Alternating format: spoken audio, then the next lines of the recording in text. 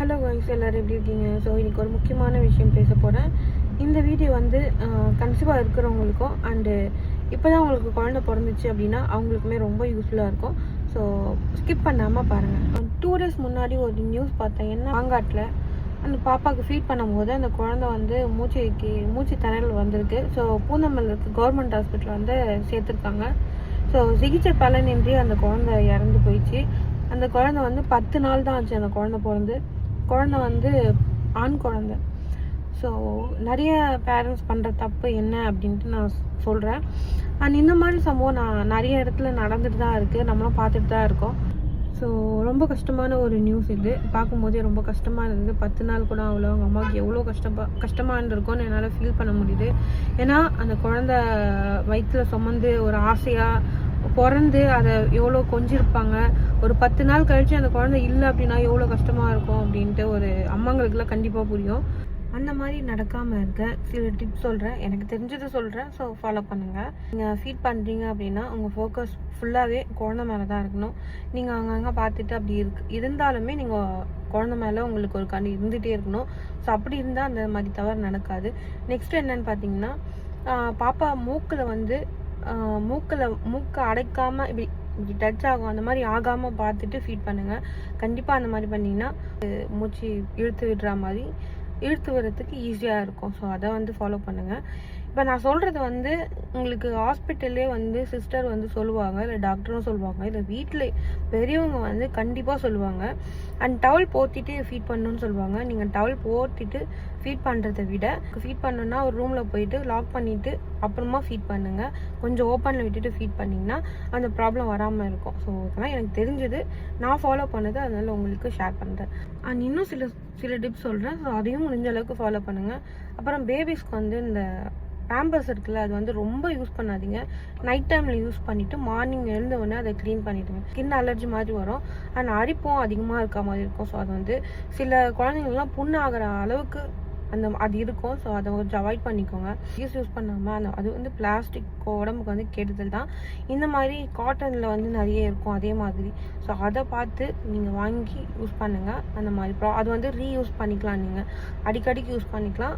அகிஸ்ன்றது ஒரு வாட்டி மட்டும்தான் யூஸ் பண்ணுங்க. நெக்ஸ்ட் என்ன அப்படின்னு பார்த்தீங்கன்னா, பாப்பா துணி வந்து கொஞ்சம் ஸ்மெல் வரும். ஃபீட் பண்ணுறாங்களே, அதனால ஸ்மெல் வரும், நாத்தடிக்குது. அது வந்து க்ளீன் பண்ணணும். அதனால் நம்ம நிறைய லிக்விட் ஊற்றி நிறைய கம்ஃபர்ட் ஊற்றி க்ளீன் பண்ணிடணும் அப்படின்னு நினைக்காதீங்க. ஸ்மெல் வராது அப்படின்னு நினைக்காதீங்க. அந்த ஸ்மெல், நீங்கள் கம்ஃபர்ட் ஊற்றுற ஸ்மெல்லே பாப்பாங்களுக்கு வந்து செட் ஆகாமல் போகிறதுக்கு நிறைய வாய்ப்பு இருக்குது. ஏன்னா பாப்பாவுக்கு வந்து குட்டி மூக்காக இருக்கும். ஸோ மூச்சு இழுத்து உரத்துக்கே கொஞ்சம் சிரமமாக தான் இருக்கும். இதில் வந்து நீங்கள் வந்து ரொம்ப ஸ்மெல்லாக இருக்கிறது வந்து போட்டிங்கன்னா இன்னும் வந்து மூச்சு உரத்துக்கு ரொம்ப கஷ்டமாக இருக்கும். ஸோ அதனால் வந்து மைல்டாக இருக்கிற ஸ்மெல் வந்து போட்டு யூஸ் பண்ணுங்கள். முடிஞ்ச அளவுக்கு டெட்டாயில் ஒடுக்கலன்னு அந்த மாதிரி இருக்கும், அதை யூஸ் பண்ணுங்கள். ஏன்னா நான் அதுதான் யூஸ் பண்ணேன். ஸோ அந்த ஸ்மெல்லால் கூட, கம்ஃபர்ட் ஸ்மெல்லால் கூட குழந்தைங்க வந்து வாமிட் பண்ணுறதுக்கு நிறைய வாய்ப்பு இருக்குது. ஏன்னா ஸ்மெல் ரொம்ப ஹெவியாக இருந்துச்சுன்னா நமக்கே ஒரு மாதிரி இருக்கும். அப்போ குழந்தைங்களுக்கு எப்படி இருக்கும்னு யோசிச்சு பாருங்கள். ஓகே. அண்ட் நெக்ஸ்ட் என்ன அப்படின்னா, ஒயிட் அதிகமாக போடுங்க. ஏன்னா பாப்பாவுக்கு ஏதாச்சும் குட்டியாக எறும்பு இருந்தால் கூட நம்ம கண்ணுக்கு ஈஸியாக தெரியும். ஸோ நிறைய குழந்தைங்க வந்து அழுவாங்க, எதுக்கு அழுவாங்கன்னே நமக்கு தெரியாது. அப்போ அவங்க ட்ரெஸ் எல்லாம் கழட்டி ரிமூவ் பண்ணிட்டு தேடி பார்க்கும்போது தான் எறும்பு எங்கேயாவது கடிச்சிருக்கும்.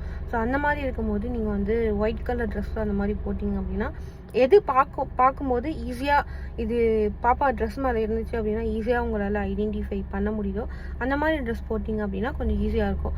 ஏன்னா பாப்பாங்களுக்கு வந்து பேச தெரியாது, எனக்கு இந்த மாதிரி எறும்பு கடிக்கிற மாதிரி சொல்ல தெரியாது. அதனால் நம்ம தான் வந்து கரெக்டாக இருக்கணும்னு இந்த டிப்ஸ் சொல்கிறேன். ஸோ முடிஞ்ச அளவுக்கு ஃபாலோ பண்ணுங்கள். ஓகே.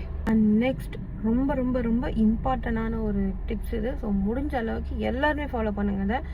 நிறைய பேர் என்ன நினைப்பாங்க அப்படின்னா, படுத்துகிட்டே ஃபீட் பண்ணலாம், நமக்கு தூக்கம் வருது அப்படின்னு சொல்லிட்டு பாப்பாவுக்கு ஒரு 5 மாதம் வரைக்கும் படுத்துட்டு ஃபீட் பண்ணாதீங்க. ஏன்னா நமக்கு தூக்கம் ரொம்ப அதிகமாக வரும். பாப்பா பார்த்துட்டே இருக்கிறதுனால நம்மளால் அதிக நேரம் தூங்க முடியாதுன்றனால நம்ம ஃபீட் பண்ணும்போது அப்படியே தூங்கிடுவோம். படுத்துட்டே ஃபீட் பண்ணிடலாம் அப்படின்னு சொல்லிட்டு ஒரு சோம்பேறித்தனம் இருக்கும் எல்லாருக்கும் கரெக்டாக தூக்கத்துலேருந்து ஃபீட் பண்ணும்போது. ஸோ அந்த தப்பை பண்ணாதீங்க. ஏன்னா நிறைய குழந்தைங்களுக்கு நான் பார்த்துருக்கேன், நிறைய நியூஸாக நான் கேள்விப்பட்டிருக்கேன். படுத்துட்டு ஃபீட் பண்ணனால நிறைய குழந்தை இறந்துருச்சு அப்படின்னு சொல்லிட்டு. எவ்வளோ தூக்கம் வந்தாலும் கண்ட்ரோல் பண்ணிக்கோங்க. பாப்பா அப்படி உங்களால் கண்ட்ரோல் பண்ண முடியல அப்படின்னா ஃபீட் பண்ணிவிட்டு உங்கள் வீட்டில் யாருக்கிட்டாவது கொடுத்துட்டு நீங்கள் தூங்குங்க. தூங்குங்க, ரெஸ்ட் எடுங்க.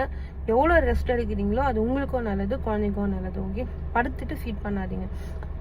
நீங்கள் நினைக்கலாம், நான் நிறைய பேர் பார்த்துருக்கேன் படுத்துட்டு ஃபீட் பண்ணியிருக்காங்க, ஒன்றும் ஆகாது அப்படின்னு சொல்லிட்டு. அப்படி நினைக்காதீங்க. யாருக்கு எப்போ என்ன நடக்கும்னு நம்மளால சொல்ல முடியாது. அதனால் நம்ம முடிஞ்ச அளவுக்கு நம்ம தான் வந்து கேர்ஃபுல்லாக இருக்கணும்னு நான் நினைக்கிறேன். ஸோ படுத்துட்டு ஃபீட் பண்ணாதீங்க. பாப்பா ஒரு 6 மாதம் 7 மாதம் இல்லை 8 மாதம் 9 மாதம் அந்த மாதிரி ஆயிடுச்சு அப்படின்னா ஓகே, கொஞ்சம் நமக்கு செட் ஆகிடும் மைண்டு.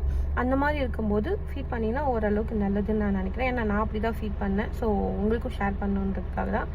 முடிஞ்ச அளவுக்கு எல்லாருமே இந்த ஃபாலோ பண்ணுங்கள். ஏன்னா அதை நான் சொன்ன டிப்ஸ்லாம் நான் ஃபாலோ பண்ணது எனக்கு ரொம்ப யூஸ்ஃபுல்லாக இருந்துச்சு, உங்களுக்கும் யூஸ்ஃபுல்லாக இருக்கும்னு நினைக்கிறேன். அண்ட் ஃபீட் பண்ணுறது தெரியல அப்படின்னா வீட்டில் இருக்க பெரியவங்க கிட்ட கேட்டு கற்றுக்கோங்க. அப்படி இல்லைன்னா நீங்கள் ஹாஸ்பிட்டலில் இருந்தீங்க அப்படின்னா உங்கள் நர்ஸோ இல்லை டாக்டரோ அவங்கக்கிட்ட கேட்டு கற்றுக்கோங்க. ஓகே, இன்னொன்று முக்கியமான ஒரு டிப்ஸ் என்ன அப்படின்னா, பாப்பாவுக்கு பெட்டெலாம் இருக்கும் பார்த்தீங்களா, இந்த க்ளோஸ் பண்ணுற மாதிரி பெட்டு தூக்கத்துக்கு ஈஸியாக இருக்கும்ன்ட்டு நிறைய பேர் அதை ஃபாலோ பண்ணுவாங்க. ஸோ நானுமே அதை ஃபாலோ பண்ணியிருக்கேன். ஆனால் அது பண்ணக்கூடாதுன்னு இப்போ தான் நான் வந்து புரிஞ்சுக்கிட்டேன். நான் ரொம்பலாம் அதிகமாக பெட்டெலாம் யூஸ் பண்ண மாட்டேன், ரேர் தான். அதனால் இப்போ ரீசெண்டாக வந்து என் சிஸ்டர் வந்து ஹாஸ்பிட்டலில் இருந்தாங்க, கவர்மெண்ட் ஹாஸ்பிட்டலில்.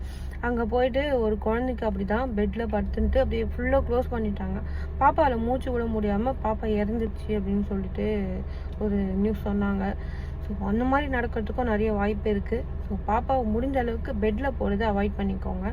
ஏன்னா பாப்பா என்ன பண்ணுது நம்மளால் தெரியாது. தூங்குதா, ஓகே தூங்குதுன்ட்டு அப்படியே விட்டுருவோம். அதனால் சொல்கிறேன். அண்ட் பாப்பா தூங்கும் போதும் 2 ஹவர்ஸ்க்கு ஒன்ஸ் எழுப்பி அதுக்கு பால் கொடுங்க.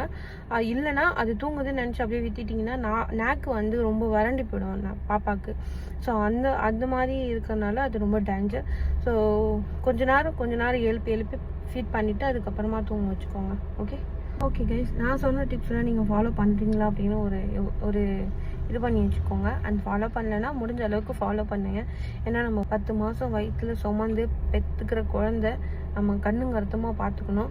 ஸோ முடிஞ்ச அளவுக்கு பார்த்துக்கோங்க. அதுங்க வளர்கிற வரைக்கும் கொஞ்சம் கஷ்டம்தான்.